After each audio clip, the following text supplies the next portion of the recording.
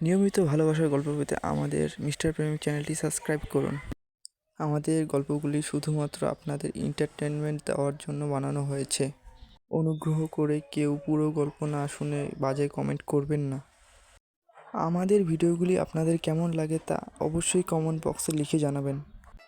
বাসঘরে ঢুকতেই বউ আমাকে সালাম করে জিজ্ঞেস করলো, কেমন আছেন ভাইয়া? ভাইয়ের শব্দটা শুনে অবাক না হয়ে পারলাম না। ইচ্ছে করছিল দেওয়ালে মাথা ঠোকে সুইসাইড খাই। বিয়েটা করছি পারিবারিকভাবে। বর্তমান যুগে বিয়ে করতে গেলে সবাই অল্প বয়সী মেয়ে খুঁজে। আমার বেলাও অন্যটা হয়নি। পারিবারিক মতামতে বিয়ে করলাম ক্লাস 9-এ পড়োয়া এক সুন্দরী মেয়েকে। বাসরাতে বউ আমাকে ভাইয়া বলাতে একদম হয়ে গেলাম। প্রশ্ন করলাম, আমাকে ভাই বলছো কেন? সে স্বাভাবিকভাবে উত্তর দিল, আপনার আম্মু আমাকে বলেছে আজ থেকে ওনাকে মা বলে ডাকতে। হ্যাঁ, এটাই তো স্বাভাবিক, মাই তো ডাকবে। বউ কিছুক্ষণ চুপ থেকে বলল, তো আপনার মা যদি আমারও মা হয় তাহলে তো আমরা ভাই বোন, তাই না? বউয়ের যুক্তি দেখে দু চোখ থেকে আবেগে আধা ফোঁটা জল গড়িয়ে পড়ল। অধিক শোকে পাথর হয়ে খাটের এক কোণায় বসে রইলাম। এই যে ভাইয়া শোনেন।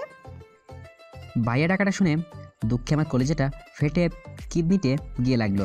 জন্ম থেকে এই পর্যন্ত যতটা মেয়ের প্রতি ক্রাশ খেয়েছি সবগুলো মেয়েই আমাকে ভাইয়া ডেকে আমার প্রপোজ করতে পারেনি, পানি ঢেলে দিয়েছে। শেষ পর্যন্ত আমার বউটাও ভাইয়া বলে ডাকাটা বাদ দিল না। এই জীবনে কী লাভ?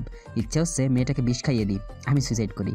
নিজেকে সামলে সাড়া দিয়ে বললাম, হ্যাঁ বলো বই না। একটা বিড়াল এনে দেবেন? বইয়ের মুখে এমন কথা শুনে অবাক হয়ে ওর দিকে মুখ ঘুরিয়ে বসে বললাম, বিড়াল দিয়ে কি করবে শুনি?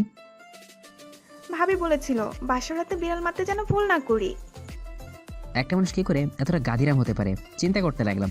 চিন্তার ব্যাঘাত ঘটিয়ে আমার হাতে একটা ধাক্কা দিয়ে মাইশা বলল, এনে দিন না একটা বিড়াল। ছলছল নাহলে ওদিকে তাকালাম। মেয়েটার চেহারা বেশ মনোমুগ্ধকর, মায়া মায়া ভাব আছে, কিন্তু মাথায় যে ঘিরে বলতে কিচ্ছু নেই সেটা আমার আর বোঝার বাকি রইল না। বললাম, আচ্ছা ঠিক আছে, কালকে বাজার থেকে একটা বিড়ালের বাচ্চা এনে দিব তোমাকে। কিন্তু ভাবি তো বললো প্রথম রাতে বিড়াল মারতে। রেগে গিয়ে বললাম, তো ভাবের বাড়ি থেকে একটা বিড়াল নিয়ে আসলেই পারতাম। আমার মতো সাদাসিধা ছেলেটার সাথে কেন মনটা করছো? বউ চুপচাপ শুয়ে পড়লো বিছানায়। বউয়ের কার্যকলাপ দেখে মনে হচ্ছে আজও আমাকে ব্যাসেলের মতো রাত কাটাতে হবে। সব ইচ্ছা মনের মধ্যে ধামাচাপা দিয়ে মাঝখানে একটা কোলবালিশ দিয়ে আমিও শুয়ে পড়লাম। মাঝরাতে বউ আমার মাঝের কোলবালিশটা সরিয়ে আমাকে জড়িয়ে ধরে বলল, ভাইয়া আমার না খুব ভয় লাগছে। আমি কথা না বাড়িয়ে ওর কানের কাছে মুখটা নিয়ে বললাম, মাঝরাতে এখানে ভূত আসে, আলাদা কাউকে দেখলে জাপটে ধরে, ভালো করে জড়িয়ে ধরো আমাকে। আহ, কি রোমান্টিক অনুভূতি! মনে হচ্ছে এই বুঝি বেচারা লাইফটা কেটে গেল আমার। বইয়ের মুখে ভাইয়া ডাকটা শুনতে শুনতে কান আমার ঝালাপালা। ছুটি থাকা সত্ত্বেও বেরিয়ে গেলাম অফিসের উদ্দেশ্যে। কিছুক্ষণ পর মাইশা আমাকে কল দিচ্ছে। রিসিভ করতেই বলছে, বাসায় কখন আসবেন ভাইয়া? বাসায় ফেরার পথে বিড়াল আনতে ভুলবেন না কিন্তু। আজকে যে করেই হোক বিড়াল মারতে হবে। কথা কথা ভাইয়া বলাটা বোধ হয় মাইশার একটা বদ অভ্যাস। কিছু বলার সাহস হচ্ছিল না কোনো বাড়ি, শুধু হ্যাঁ বলেই কলটা কেটে দিচ্ছি প্রতিবার। বিকেলে যখন ক্যান্টিনে খাবার দাওয়া করে বিশ্রাম নিচ্ছিলাম তখন আম্মুর কল। রিসিভ করতে বললেন, বাবা, মাইশা আমাকে শুধু প্রশ্ন করছে ভাইয়া আসবে কখন। আসার পথে মাইশার ভাইয়াকে কল দিয়ে আসিস তো। আবেগে দু চোখ বেয়ে আড়াই ফোঁটা চোখের জল গড়িয়ে পড়লো। ঠিক আছে বলে কলটা রেখে দিলাম। একটা কাছাতে বিড়ালের বাচ্চা নিয়ে বাস কলিং গেলে হাত চাপলাম। দেখলাম মাইশা দরজায় দাঁড়িয়ে আছে। আমাকে দেখে মাইশা জোরে বলতে লাগলো, আম্মু দেখো ভাইয়া এসেছে। হাত থেকে বিড়ালের খাঁচাটা রেখে ওর মুখটা চেপে ধরলাম। সে অবাক হয়ে আমার দিকে তাকিয়ে চোখগুলো এদিক সেদিক ঘোরাচ্ছে, কিছু বলার চেষ্টাও করছে। মুখ চেপে ধরে টেনে হিসলে আমার রুমে নিয়ে গেলাম। বললাম, তুমি আম্মুর সামনে আমাকে ভাইয়া ডাকবে না। কেন, কি হয়েছে? আজ সারাদিন তো ভাইয়া বলে আপনার কথাই বললাম। আবারও বললাম, ঠিক আছে, কারোর সামনে আমাকে ভাইয়া ডাকবে না, বুঝছো? আচ্ছা ঠিক আছে। শান্তভাবে আমার পাশে মাইশা বসে বিড়ালটা নিয়ে খেলা করছে।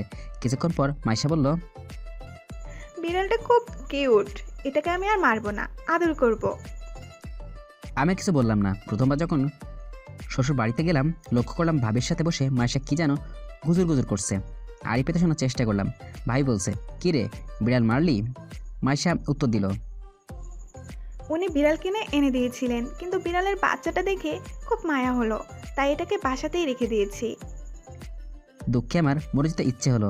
লক্ষ্য করলাম ভাবি মিটে মিটে হাসছে। অল্প কিছুদিনের মধ্যে আমাদের সম্পর্ক খুব ঘনিষ্ঠতায় পৌঁছালো, কিন্তু মায়েশার মুখের ভায়া ডাকটা সরাতে পারলাম না আর। যাই হোক, ব্যাচেলার লাইফ থেকে তো মুক্তি পেলাম। তবে মেয়েটা আমাকে ছাড়া কিচ্ছু বোঝে না, কিন্তু সব সময় পিছু পড়েই থাকে। বিয়ের 5 মাস যেতেই লক্ষ্য করলাম মায়েশা ঘন ঘন বমি করছে। আম্মুও কেমন জানি দুষ্টুমির নজরে আমার দিকে তাকায়।